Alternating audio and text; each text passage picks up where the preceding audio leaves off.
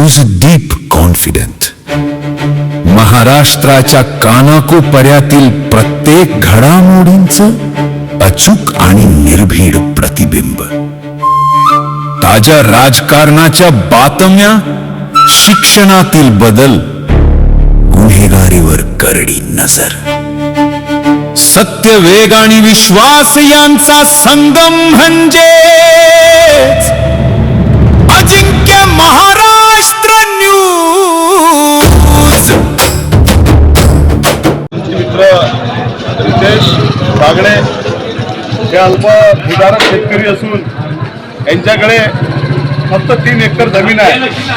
परंतु यांच्याच बाजूने असलेला एक मोठा सावकार त्याच्याकडे 50 एकरच्या वर शेती आहे. त्या शेतकऱ्याने ह्या अपंग माणसाचा रस्ता बंद केला. या शेतकऱ्याला त्याच्या शेतातून 3 एकर शेतातून येण्या जाण्यासाठी अग्रवाल नामक शेतकऱ्यानं त्यांचं येणं जाणं बंद केलं. त्यांनी आतापर्यंत कायदेशीररित्या तहसीलदार साहेबांना निवेदन दिलं, आज एचडीओ साहेबांना निवेदन दिलं. जर यांचा रस्ता जर पुन्हा मोकळा नाही केला तर रितेश भाऊ बागडे हे आपल्या तहसील कार्यालयात येत्या 7 दिवसाच्या अंदर जर यांचा रस्त्याचा मार्ग मोकळा नाही केला तर हे इथं आत्मदान करणार आहेत, अशी आज यांनी शासनाला एक निवेदन दिलं आणि ते 100% करणार आहेत. शासनाने अल्पधारक शेतकऱ्याच्या पाठीशी उभं राहणं आज खरं गरजेचं आहे.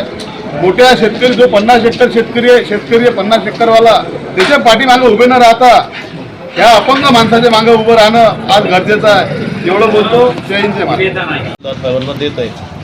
आज आम्ही एसडीओ साहेबांना निवेदन दिले आणि त्यांनी आज 8 दिवसाच्या आत